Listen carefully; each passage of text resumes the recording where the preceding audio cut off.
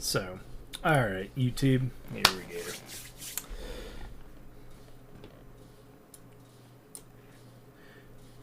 So now we're going to do a deck tech of this.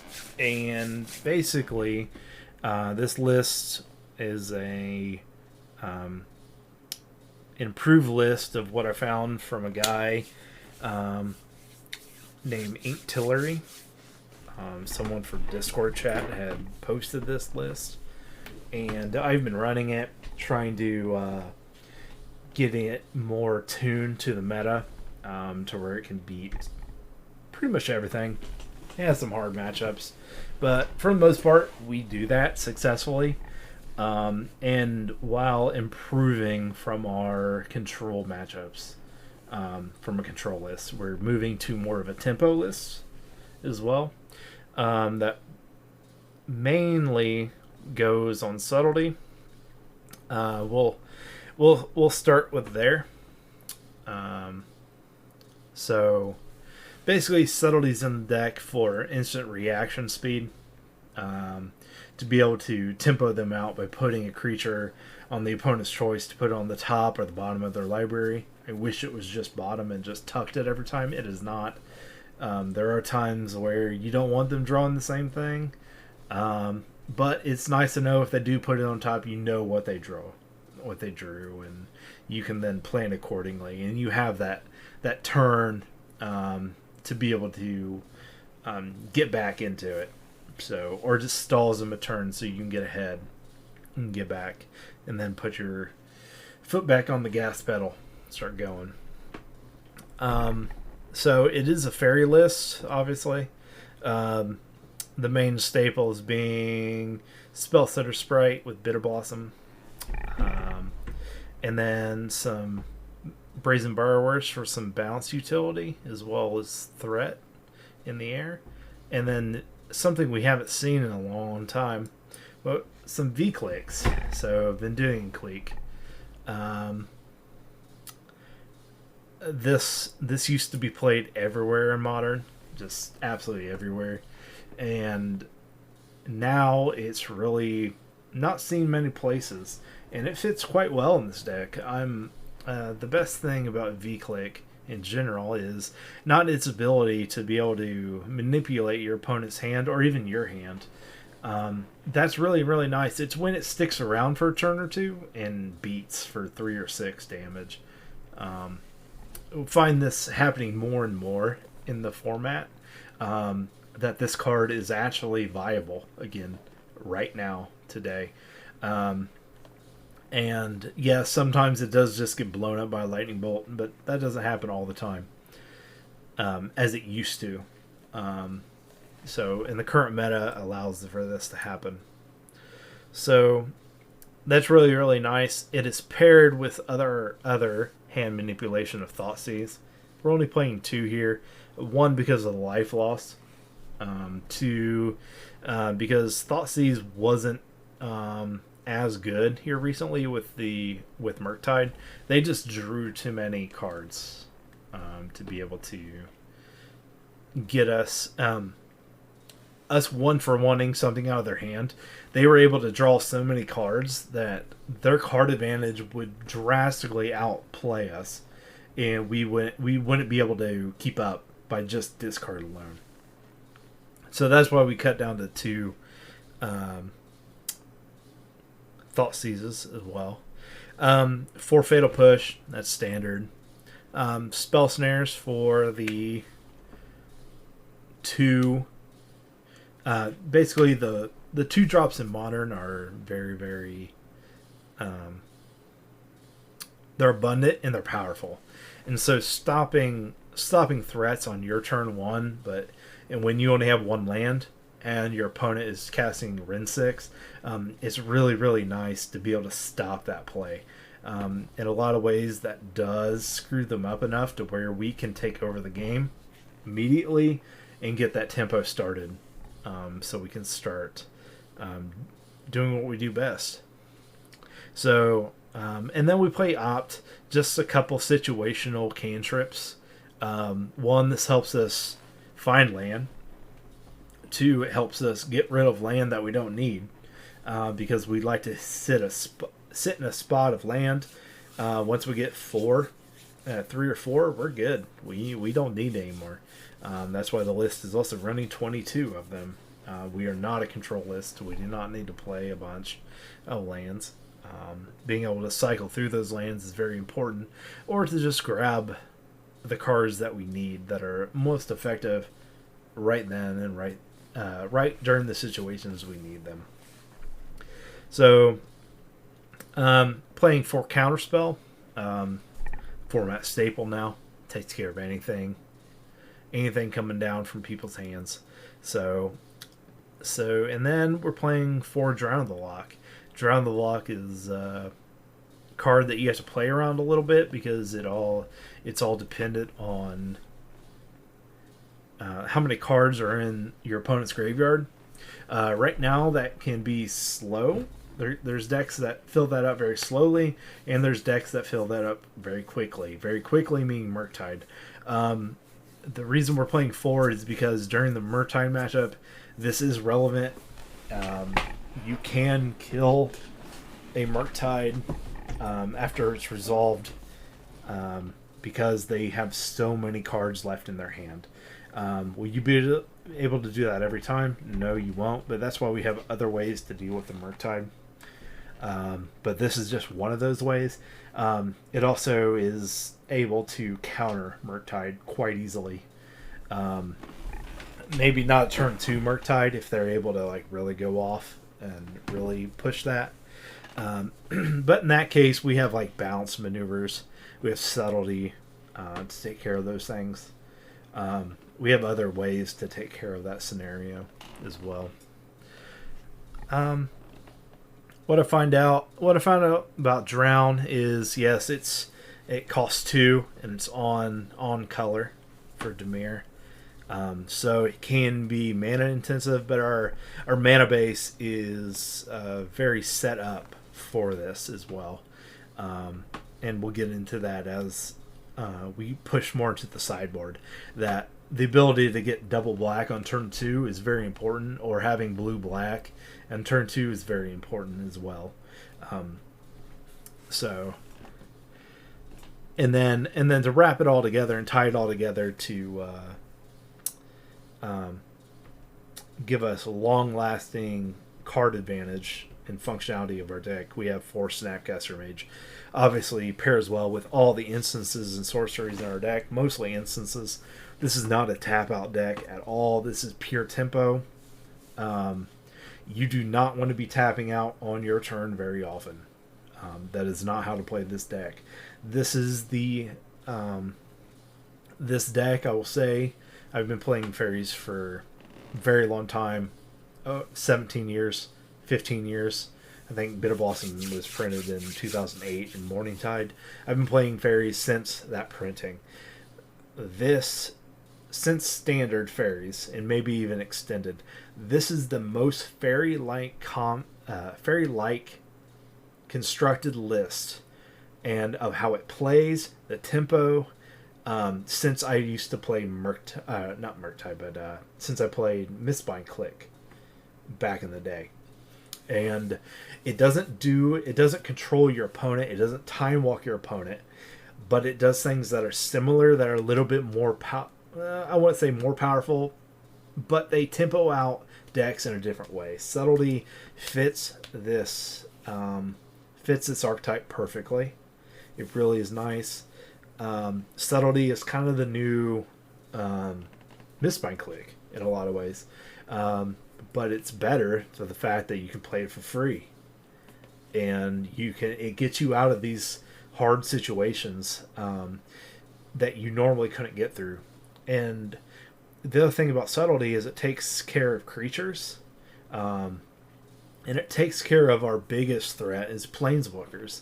This deck deals with Planeswalkers relatively well, considering the color type of it as well. So Subtlety's we're actually welcoming more Planeswalker heavy decks, which normally those Planeswalker decks, if you play more controlling traditional Faeries list, we really get beat up, and we get beat up early, and we're just out of the game for start. So what I'm finding out here is that if they are able to land a planeswalker, I'm able to respond with a creature that's big enough to be able to kill that creature in the next turn and get that threat removed,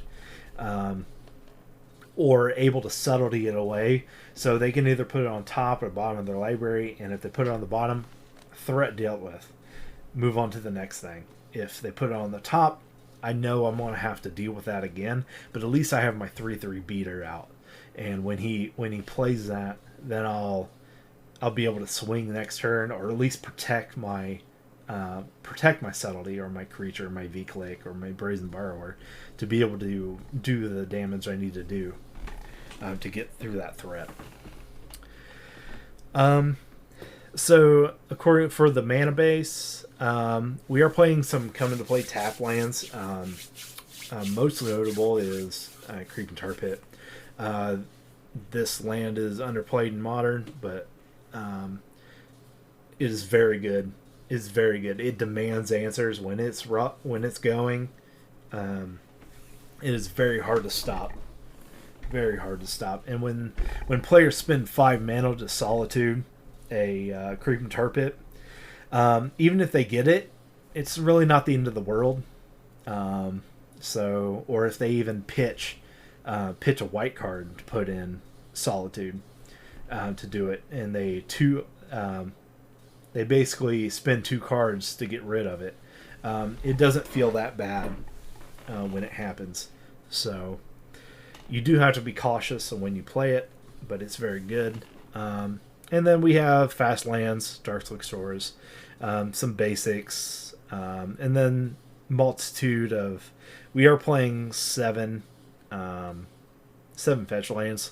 So the life loss, we're able to take a little bit more life loss here because we're a little bit faster, and so the extra life loss is we're able to take it basically to set up our mana the way we need to. And then obviously you don't take as much life loss if you are playing like against Burn or something like that. That's very obviously damage intensive. And then we're also playing Otawara. So this is great tech. It's wonderful. It's a clear bounce. If you have 4 mana open and this in your hand, you're going to be able to bounce anything you want to your hand or their hand. This is just really, really nice. Or it's just a land most of the time. So, Riptide Laboratory had many games where I just bring block and bring back Spellstutter Sprite to my hand, counter something else, or Snapcaster Mage and replay it over and over again. We have plenty of targets for this. In this, even V-Click can come back to our hands. Unfortunately, we don't have more wizards to bring back to our hands. Sunken Ruins is a key player here to be able to get double black on turn 2. So, or even just on color, blue-black. So, and then something kind of off the beaten path is we're playing a main board Murderous Rider. This does 2 things. One, it takes care of the lingering problem of being able to deal with planeswalkers, but it also helps our burn matchup as well. We do take life off of the Swift End side of this, which is fine, but it lingers around for a while. They have to take care of this, or if we gain 4 or 5 life, 4 or 6 life and hit this. That's enough of the swing that any Bitter Blossom is going to be able to take over the game by this. If you let the Bitter Blossom keep ticking and you don't deal with this as well, you're just putting turns on our life that they really can't end up handling at the end of the day with it. So this has been instrumental in what we've been doing here lately. So do I think the format... do I think the modern format will always be able to support this card? No, I don't. This is kind of a recent development to where this could be played, but I think this goes along the way of why V-Click can be played as well. These bigger creatures, because everybody's playing the elementals that are expensive, or they're getting their high casting cost for and being able to cheat them in and things. These higher end mid-range cards are being able to be played because of it, because of the expensive nature of these cards being played by our opponents. So I think these are viable now, and they've proven themselves viable time and time again. So moving on to the sideboard. So right now we got 2 EEs, engineer explosives. This is just general cleanup of 0. Obviously we want to cast it for 0, 1, or 2, but it also takes care of Blood Moon decks, because they'll give us the if we get 2 basics out, Swamp Island, and then have a mountain, we can actually get rid of Blood Moon. So it's actually anti-Blood Moon. Part of our anti-Blood Moon package too is the Aether Gust as well. And then the Unmorny Ghost as well. I can just strip it from their decks. So even though we're not playing a whole lot of basics, we're playing a whole lot of non-basic lands. We are able to get through Blood Moon quite easily. We also have Force and Negation to be able to counter it whenever, however. Aether Gust comes in for anything green-red matchups, basically. Fury, great against Fury, great against Pyromancer. And then Dress Down takes care of all the Urza Saga's decks. It slows down. It's great tempo. It's basically stall. What I found out that Dress Down does 2 things. One, it changes the game state instantaneously. That you're able to kill something with Fatal Push or take Indestructible away. It's able to change the dynamic of the board state just for an instance, to be able to come out on top. And that one instance of being able to take care of a creature or a threat or something of that nature, or just sometimes just to draw a card with the threat that they have vanilla creatures out, is enough to put us over the top. So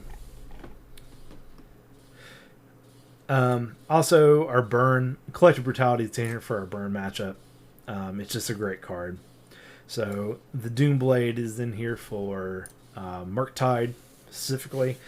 We've been talking about other cards like Cast Down, and Ultimate Price, things like that. I've really felt that Doomblade hits the most targets that are relevant in the format. I tend to see I can get around any other card but the black big creatures, like Archon of Cruelty. We just have to deal with those in a different way. And we have to deal with like creativity, but that's also deal with the Dolthy Voidwalkers. These are great. They come in anything graveyard related. I find myself being able to just basically turn these sideways and keep the graveyard at bay at the same time, ending the game faster. They are a clock more than anything else, but you can also do it really cool things against Living End, other decks that rely on the graveyard that want to get it away. You can keep this Dolthy Voidwalker in there quite often and beat those decks quite easily. The other way to do it is Unborn Ego, and the Unborn Ego is for the slower control decks or combo that you see. You just take their best card or something that just takes all the gas out of their deck. For instance, you would take Emrakul out of Through the Breach deck, which I did not too long ago. Unborn Ego hits Tron lands. You can hit lands with this, unlike other removal. This is on color Unborn Ego for Dimir, and you can name any card you want, including non-basic land, just non-basic lands in general. Obviously, you can't do basic lands, but yeah, that's pretty much the deck in a nutshell. I hope you like this. Try it out and let me know how you like it, or if you would make any changes, let me know. This is the list that I set on. I would take this list to a tournament. If I was going to sleeve up the 75 and go to a tournament, I would sleeve it up today and go there and expect to do well in that tournament. This deck can beat any relevant deck in the format and has shown a lot of promise with it as well. So, and I also I did not talk about one card that I am putting in here that's very, very good. And that is Rona's Vortex right here. Rona's Vortex is new tech to this deck, but I think this is an underutilized card in the format right now. Obviously, it's blue-black with the black kicker. But it's able to bounce creatures, and it's also bounce planeswalkers that allow us to basically the two things that are hardest for us to deal with, planeswalkers. I can either tuck it, or I can bounce it in their hand and counter it later, or subtlety it later. So we're now talking about, we're dealing with planeswalkers with abilities and not just spells, and we have plenty of ways to deal with it now, and I'm very happy with Rona's Vortex. Right now I'm playing 2 copies in the main board.